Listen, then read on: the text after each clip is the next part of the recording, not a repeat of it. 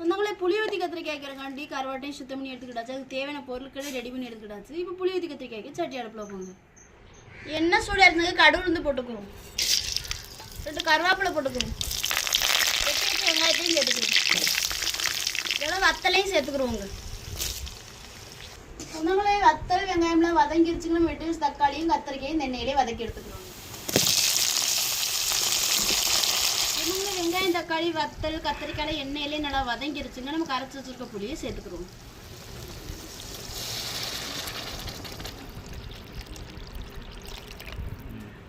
சொன்னாங்க இப்படி புளி ஊற்றி கத்திரிக்காய் கொதிச்சு வந்துருச்சு. நம்ம சுத்தம் பண்ணி வச்சிருக்கிறத மட்டும் சேர்த்துக்கிறோம்.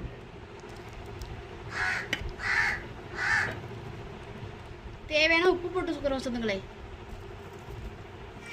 சொன்னாங்க நம்மளோட புளி ஊற்றி கத்திரிக்காய் ரெடி ஆச்சுங்க. இறக்கி வச்சுக்கிறோம்.